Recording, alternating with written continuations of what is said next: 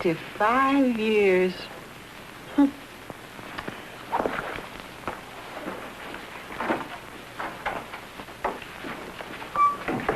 George, do you know what next Tuesday is?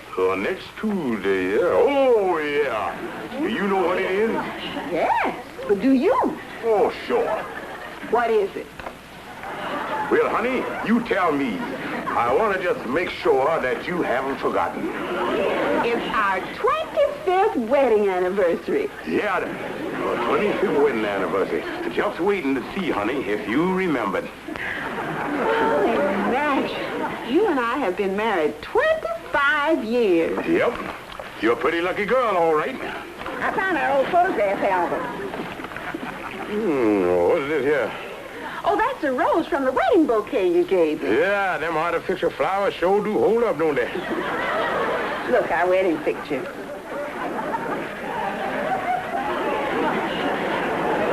Yeah, but who the fella standing there beside you? Oh, well, that's you, George.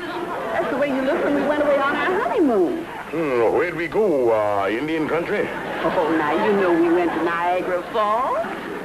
Look, there's a hotel where we stayed. Yeah. Old Matrimony Manor. George, wouldn't it be wonderful to go back there again? What for? Why, for a second honeymoon. George, wouldn't that be a romantic way to spend our 25th anniversary? The same hotel, the same room, everything just like it was 25 years ago. Hey, honey, that's a great idea. I still have the suit I wore when we went away. I saved it. Yeah, I think I got that outfit of mine around here somewhere. I think I'll go see.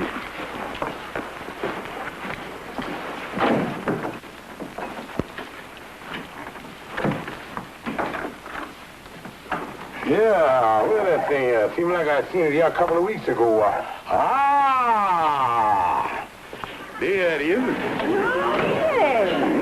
Hey, let me try that thing on. All right, I'll help you.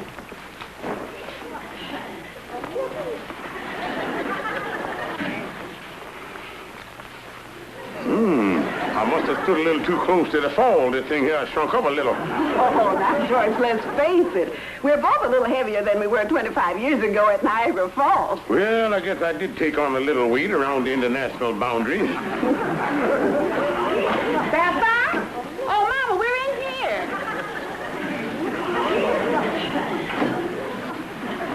Oh, Sapphire. Hello, Mama.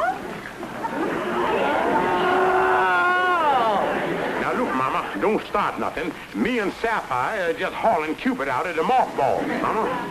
Do you know I've decided to celebrate this here 25th anniversary? You're gonna get a job.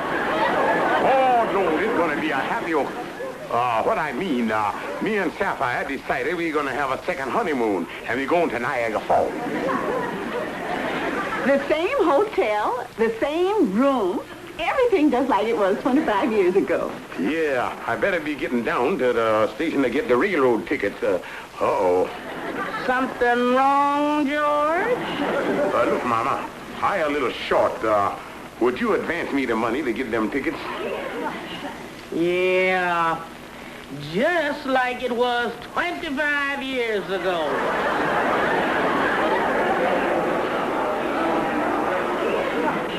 This is the second honeymoon. That's the reason I want the same car and the same seats, just like it was 25 years ago. Well, though. There you are, sir. All aboard for the honeymoon express.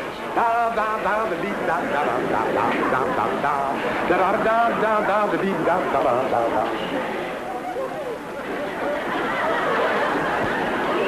Well, and if I do say so myself, I look better than I did 25 years ago.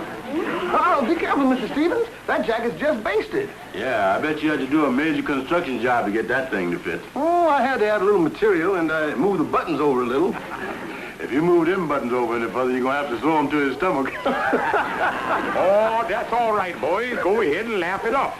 A fella expects a little joshing on his honeymoon, but you make sure and have these clothes ordered up by Tuesday. Oh, don't worry. They'll be ready. Yeah, I got the clothes, I got the ticket, and I got the bride. And Tuesday, me and Sapphire take off on a second honeymoon. Yeah, but Kingfish, you ain't really gonna wear that outfit, is you? And why not? Are you too old for that cake-walking outfit? Look, Andy, I wore this 25 years ago, and I can wear it again today. A man is just as young as he feels. See,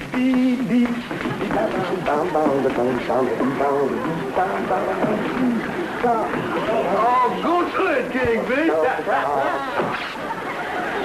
Oh, Andy, what was that let go? Was that my jacket or my sacro cracker jacket?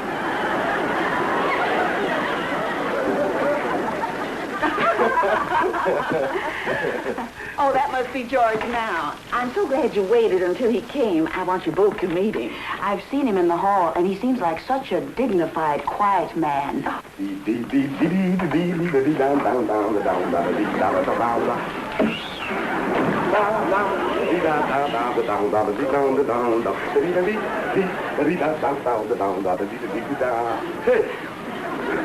excuse me, I didn't know we had company.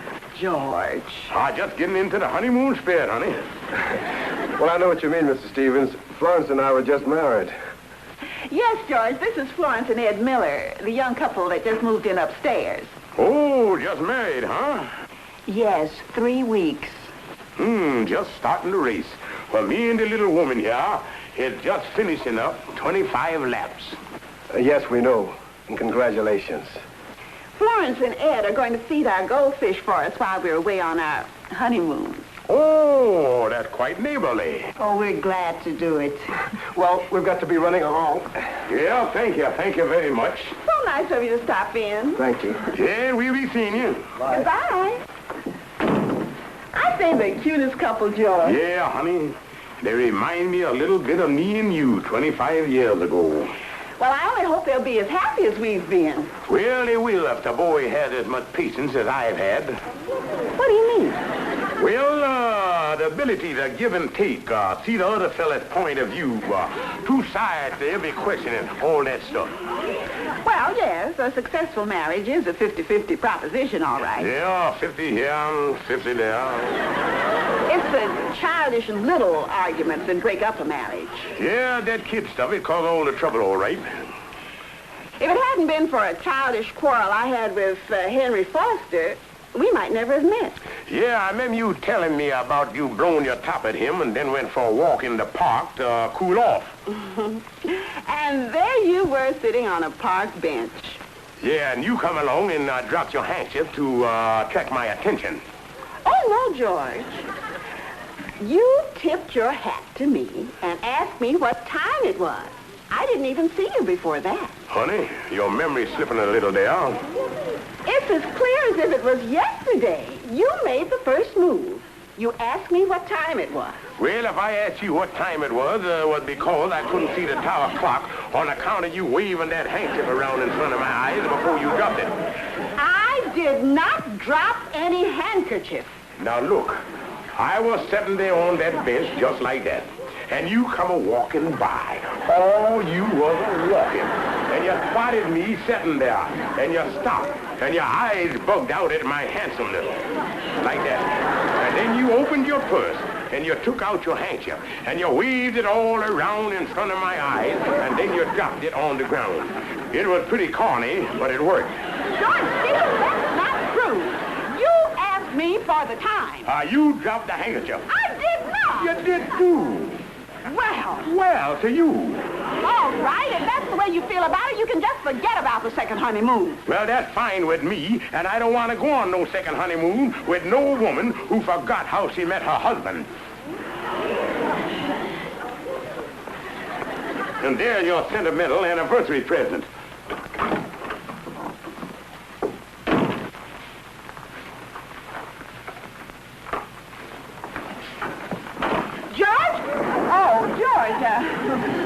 Aren't we silly arguing like this? Thanks so much for the anniversary present. A handkerchief. Yeah, symbol of our first meeting. You get out of here and don't ever come back. Okay, Kingfish, now give me all the plain and disreputable facts of the disagreement between you and Sapphire so I can turn them over to the lawyer. Well, Calhoun, this the way it was. I bought the ticket for the second honeymoon.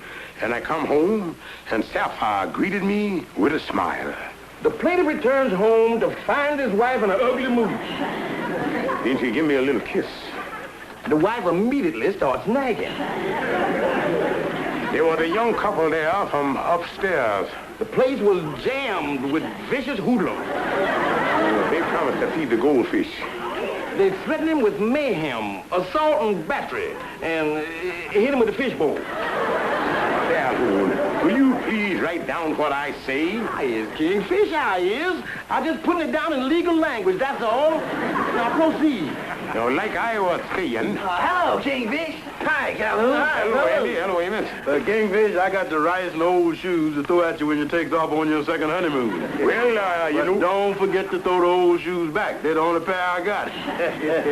I'll take you and Sapphire down to the station in the cab, Kingfish. Thanks, Amos. But there ain't gonna be no second honeymoon. Well, what happened?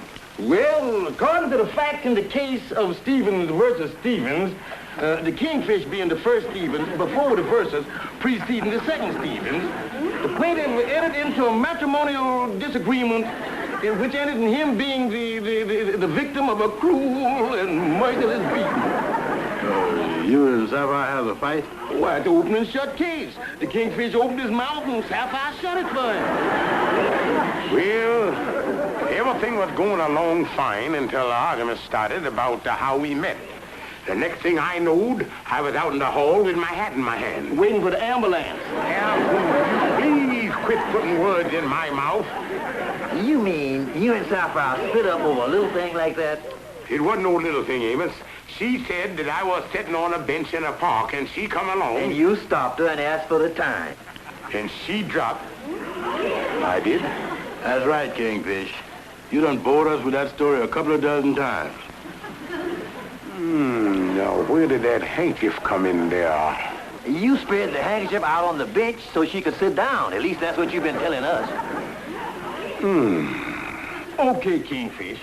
What happened after the hoodlums pushed you out the window? Calhoun, will you please get out of here? Some days a man can't make a nickel. Now look, Kingfish, this is childish. Arguing when you're getting ready to celebrate your 25th anniversary. And you two going off on your second honeymoon. What I gonna do? Sapphire pretty mad. Well, go home, apologize. Sapphire will forgive you and everything will be all right. Amos, I think you're right. I know I'm right. What's that for? Just in case you ain't.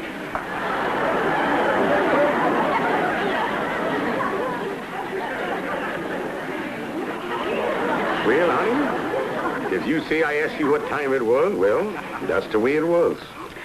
Oh, George, you know, I think that's why our marriage has lasted so long. We're both willing to forgive and forget. Yeah, that's right. Now, what's that? Ed and Florence upstairs. They must be having a difference of opinion. And honey, we knew when we started that the road to romance is going to be a long one. And sometimes it seems pretty dark before the clouds break through the silver lining. But we got to take the bitter with the better. Honey, that difference of opinion up there is doing a lot of damage down here. Yes, maybe you better go up and see what you can do about it. Yeah.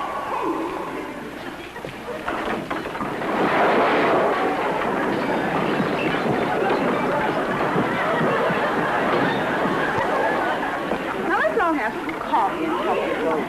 Yeah, tell us what set off this spontaneous contusion. Well, he said that I was... Oh, back, single file, one at a time.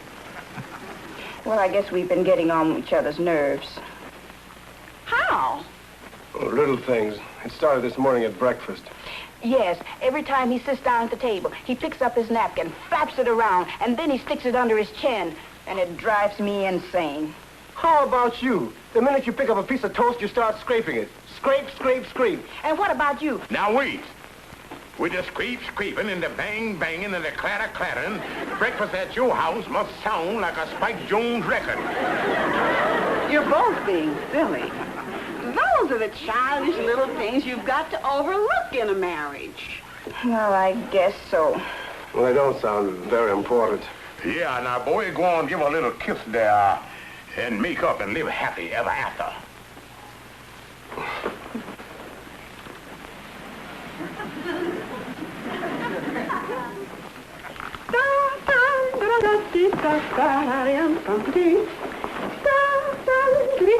George! Breakfast! Come in, honey.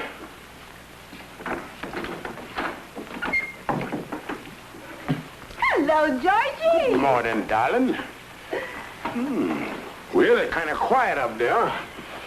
The lovebird must be having a happy breakfast. Yes. I guess we show them how silly it is to let little things interfere with their happiness. Yeah, you got to overlook the little things. George, do you always have to flap that napkin around and tuck it under your chin? Well, I never noticed that I did.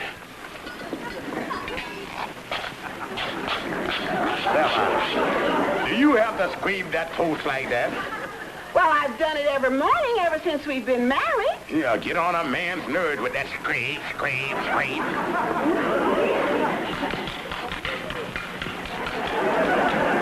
George, will you please stop banging on that egg? And you have to make all that racket when you stir with that clatter, clatter, clatter. You do plenty of things that get on my nerves. Like what? Well, for years, you've used our clean towels to shine your shoes. Yeah, and you do a lot of things to annoy me, too. Like what?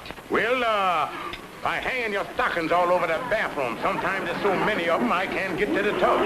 Well, what about the way you squeeze the toothpaste tube? Yeah, and what about the way you leave your hairpins scattered all over the house?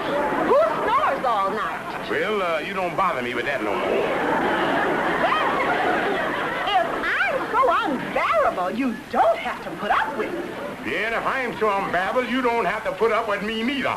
And that's the end of the second honeymoon and the first marriage.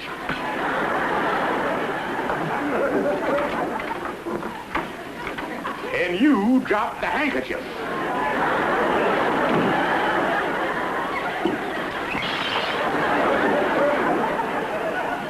Yeah, that's what happened. And the Kingfish and Sapphires really busted up this time. That's terrible. Yeah, Ruby, and after 25 years, it just don't seem possible. The whole thing started when the Kingfish stuck his napkin under his chin and Sapphire scraped the toast. Yeah, it seems silly, people getting upset over little things like that. It certainly does. Andy, take your feet off the coffee table, dear. Ruby, if you're right. I shouldn't put my feet on that. Now, if that had been the Kingfish and Sapphire, that would have started the fireworks. But, Andy, now, wouldn't it be ridiculous to start a fight over a little thing like that? Yeah. Maybe if the Kingfish and Sapphire would see somebody else fighting over the little stuff they fight over, they'd realize how stupid the whole thing is. Yeah. Ruby, do you love me? What a silly question. Of course I do. Good, because I think you and I are going to have our first fight.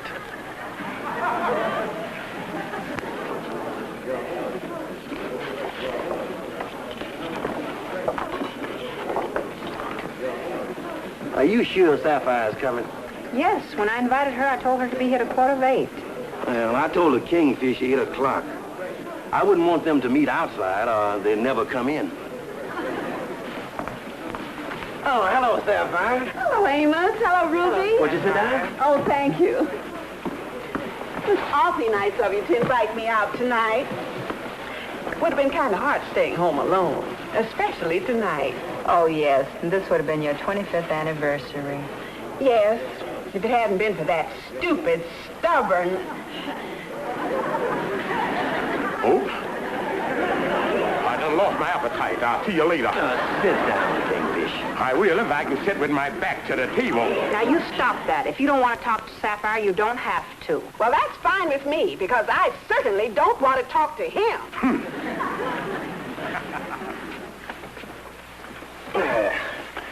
Well, come on, folks, and let's order dinner. Amos, do you have to do that? Well, now, let's see. We'll have a fruit cup, chicken soup, a green salad. Wait a minute. I'm the host. I'll order the dinner. You always order the dinner, and you never get anything anyone likes. I never had any complaints. Well, I'm complaining. Well, if you don't like what I order, you don't have to eat. Are you asking me to leave the table? Suit yourself. Very well. I'll be happy to, and if I never... Hold on, ya. What's going on? I've had just about all I can stand of these pesky little things. Amos, Ruby, I'm surprised. You two of all people fighting. What's so surprising about it? You and George fight, don't you? Well, that's something different. Well, what's so different about it? You fight over little things, we fight over little things. And personally, I'm fed up with you noticing every little tiny thing I do. Amos, cut that out. You and Ruby acting like a couple of kids. Haven't you and Sapphire been acting like a couple of kids? Well, perhaps so, but that's different with you and Amos. You love each other. Well, you and Sapphire love each other, don't you? Do we, honey?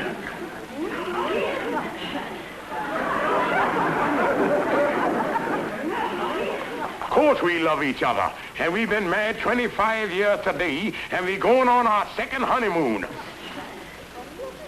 Sapphire, we better hurry, or we're going to miss our train. We'll make it, George.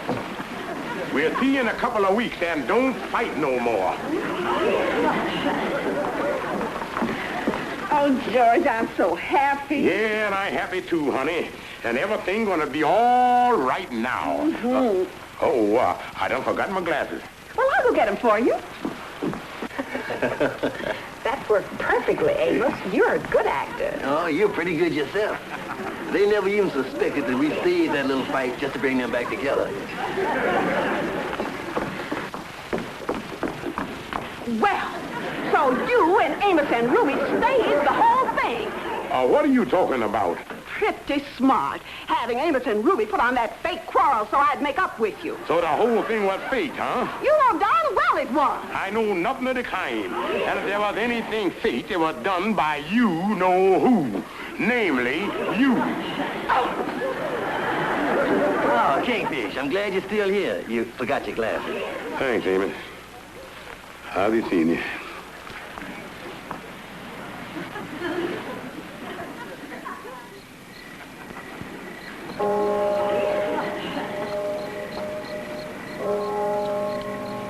Pretty late to be out, Dad. You better be getting home. I can't go home. Oh, a spat with a little woman, huh? Yeah, that wife of mine is the stubbornest woman in the whole world. Know what you mean. Yeah, she's the stubbornest woman in the world.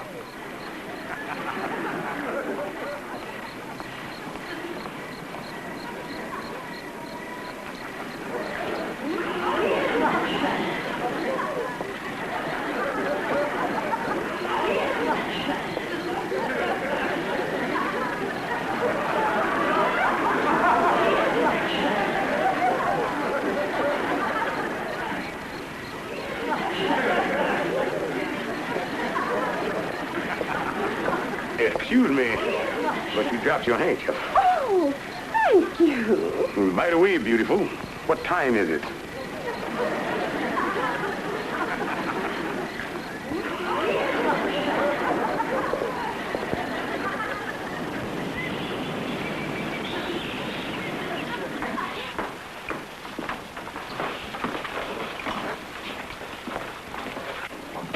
Welcome to Niagara Falls.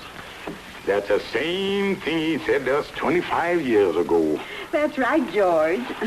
Sign right here, please. Yeah, and I'd like to have room 508.